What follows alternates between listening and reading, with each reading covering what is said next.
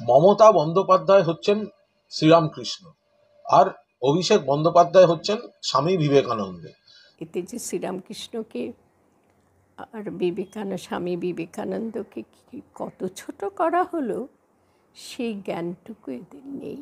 অজ্ঞান, মূর্খতার বা অজ্ঞতা এবং মূর্খতার এমন দৃষ্টান্ত সারা পৃথিবীতে খুঁজে পাওয়া কঠিন।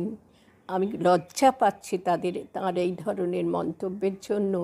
একজন বাঙালি হিসেবে, ভারতবাসী হিসাবে অত্যন্ত লজ্জিত বোধ করছি এদের এই মূর্খতার জন্য।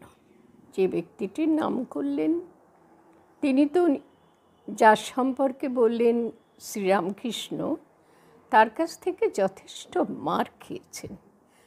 যে মার খেয়েছিলেন, তত বড় মার বা শাস্তি আমি তো মনে করি মানুষের জন্যে ওর থেকে বড় অপমানজনক কিছু আর হয় না। বড় মানে খারাপ, অপমানজনক, অত্যন্ত নিন্দনীয় অপমানজনক ব্যবস্থা তিনি তার প্রতি করেছিলেন, যাকে তিনি শ্রীরামকৃষ্ণ বলে মনে করছেন তিনি। তারপরেও এসব কথা যখন বলছেন তখন বোঝা যায় কোনো গূঢ় উদ্দেশ্য আছে, কিছু লাভালাভের হিসাব আছে, হিসাব কষে বলছেন। তো মমতা ব্যানার্জি, যিনি আমাদের রাজ্যের প্রধান, তাকে শ্রীরামকৃষ্ণ বললে তো তাকে শ্রীরামকৃষ্ণের মতো চরিত্রের মানুষ বলছেন বোধহয়। আর একজন যিনি এখনকার যিনি নেতা, দেশ নেতা, তাকে বলছেন বিবেকানন্দ। তো হ্যাঁ, দেশ নেতা বলেই গণ্য হতে চাইছে, সারা দেশের, ভারতবর্ষের নেতা বলে গণ্য হতে চাইছে, যার নাম, যাকে অভিষিক্ত করতে চাইছেন রাজ্য প্রধান, তিনি হচ্ছেন, নাম বললে আমার নাম বলতে খুব খারাপ লাগে। আমি ঠিক এইসব লোকদের নাম বলতে সত্যি আমার উচ্চারণ করতে অসুবিধা হয়, আমি সেই জন্য নাম বলতে চাইছি না। তুমি তো বলেই দিলে, তাই আর বলছি না। তো আমার যেটা মনে হচ্ছে যে শ্রীরামকৃষ্ণকে কখনো ক্ষমতা, রাজ্যপাট, রাজত্ব করা এসব নিয়ে ভেবেছিলেন কখনো? ক্ষমতায় প্রতিষ্ঠিত হয়ে থাকবো, চিরস্থায়ী আসন লাভ করব, রাজনীতি করব।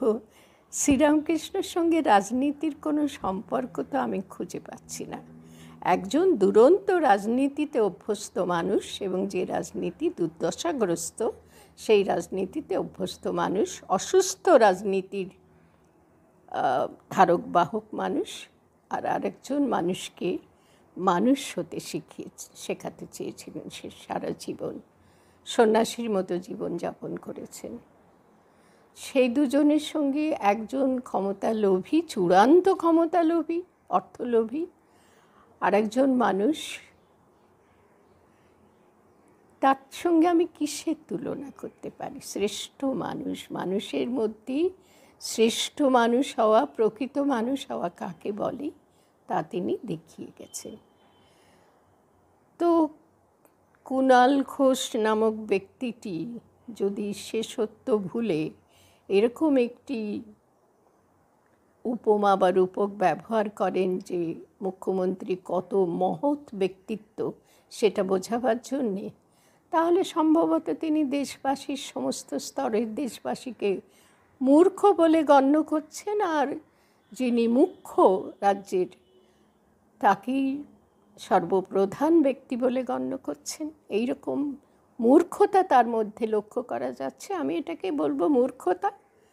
এবং ছাটুকারিতা, স্থাবকতা তুমি বললে, সেটুকু বললে কম বলা হয়। এরা মূর্খ মানুষের সংস্পর্শে থেকে থেকে মূর্খতাটা অর্জন করেছে, এর থেকে বেশি আর কি বলা যায়। আর স্বামী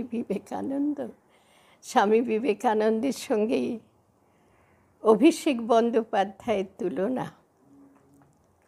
যে স্বামী বিবেকানন্দ বলেছিলেন, কত কত কথা বলেছিলেন, যেগুলো আমাদের বিবেকের টনক নড়িয়ে দেয়, যেগুলো আমাদেরকে,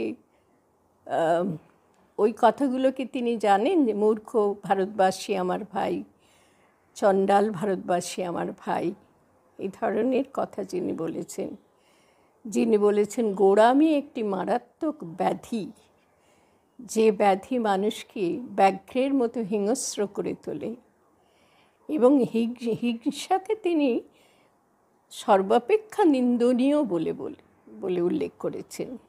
সেই হিংসাই যার হাতিয়ার রাজনীতিতে। দলাদলি রাজনৈতিক দলাদলি জনিত যে হিংসা, সেই হিংসার হাতিয়ার হচ্ছে সর্বোত্তম হাতিয়ার রাজ্য প্রধানের হাতে। তো তাঁর শিষ্য অভিষেক বন্দ্যোপাধ্যায়, বিবেকানন্দ। বাংলা দিবস পালিত হবে 1 বৈশাখ এবং বাংলার রাজ্য সঙ্গীত রবীন্দ্রনাথ ঠাকুরের বাংলার মাটি বাংলার জল। আর এখানেই প্রশ্ন, আমাদের যে জাতীয় সঙ্গীত সেটিও তো রবীন্দ্রনাথ ঠাকুরেরই গাওয়া, আলাদা করে আবার রাজ্য সঙ্গীত কেন? এর পিছনে কি বড় কোনো চক্রান্ত রয়েছে? কথা বলবো, আমাদের সঙ্গে রয়েছেন শিক্ষাবিদ মিরাতুন নাহার। এই ধরনের কিছু চিন্তা ভাবনা বা কিছু পরিকল্পনাগুলোর মূল উদ্দেশ্য হলো, যিনি আমাদের রাজ্যের প্রধান, তার মূল উদ্দেশ্য হলো এই ধরনের কথাবার্তা বলি, এই ধরনের এগুলো অনেক সময় তর্ক বিতর্কের সূচনা করে, এই ধরনের ব্যাপারগুলো ঘটানো, এই রাজ্য দিবস, রাজ্য সঙ্গীত ইত্যাদি ইত্যাদি, বাংলা দিবস, রাজ্য সঙ্গীত, বাংলার বিশেষ সঙ্গীত ইত্যাদি, এগুলো বলার উদ্দেশ্য হচ্ছে যে এগুলো নিয়ে আলাপ আলোচনা, তর্ক বিতর্ক চলতে থাকুক। মাঝখান থেকে উনি ওর সুযোগ সুবিধাগুলো, ওনার নিজস্ব সুযোগ সুবিধা, অর্থাৎ ক্ষমতা আঁকড়ে থাকা সুযোগ সুবিধা, সেগুলোকে প্রতিষ্ঠিত করবেন একটা খুব লঘু সস্তা উপায়ে। সেটা কি না, আবেগে সুরসুরি দিয়ে। আর কি আবেগ না, বাঙালির আবেগ।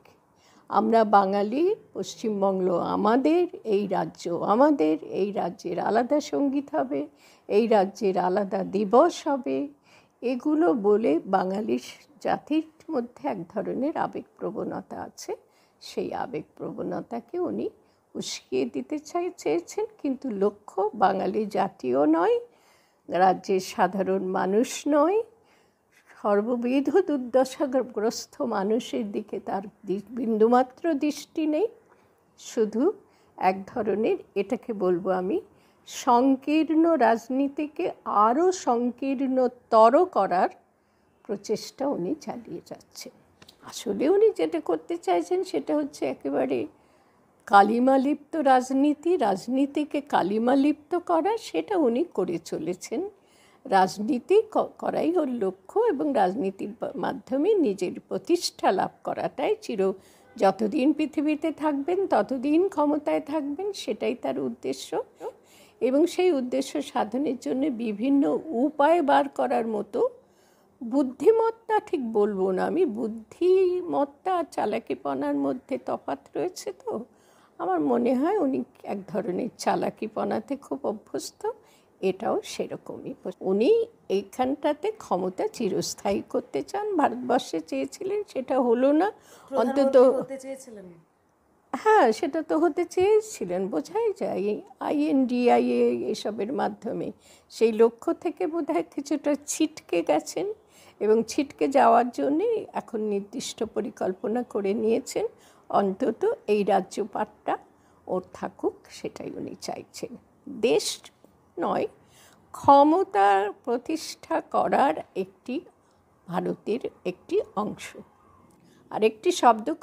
আরেকটি বাক্য বলে আমার কথা আমি শেষ করব। ইদানিং আমার দুটি শব্দে উচ্চারণ করতে গেলে যে সাদৃশ্য দেখা যায়, সেই দুটি শব্দ নিয়ে আমি খুব ভাবি। একটি শব্দ হলো মুখ্য, যার অর্থ প্রধান, আর একটি শব্দ হলো মূর্খ, যার অর্থ জ্ঞানহীন। তো এই দুটো শব্দ উচ্চারণ করতে একরকম মনে হলেও দুটির মধ্যে যে কত তফাৎ, সেইটি ভুলিয়ে দিতে চাইছে মুখ্য পদে থেকে দ্বিতীয় শব্দটির পরিচয় দিচ্ছেন যিনি, তিনি সমস্ত দেশবাসীকে তথা বাংলাবাসীকে ভুলিয়ে দিতে চাইছেন দুটি শব্দের পার্থক্য, বিপুল পার্থক্য। যোগ্য চাকরি প্রার্থীদের মঞ্চে একাধিকবার আপনি গিয়েছেন, তৃণমূলের মধ্যে একাধিক মন্ত্রীদের নেতাদের একাধিক বক্তব্য, কেউ বলছে চাকরিতে দুর্নীতি হয়েছে, কেউ বলছে না। অবশেষে খোদ পুরমন্ত্রী কলকাতার মেয়র ফিরহাদ হাকিম তিনি মানলেন যে চাকরি দুর্নীতি হয়েছে। এই মানুষগুলো যতদিন পর্যন্ত কোনো ব্যক্তি বিপুল ক্ষমতার অধিকারী হয়ে থাকে ততদিন পর্যন্ত তাদের হয়ে কথা বলে। যেই দেখে যে নৌকোটায় উঠেছি সেটা টলমল করছে, হয়তো ডুবে যেতেও পারে, তখন এই ধরনের সাবধানী কথাবার্তা বলে। আমার মনে হয় সেরকম একটি সাবধানী কথা বলেছেন আমাদের আজকে যিনি পুরপ্রধান তিনি।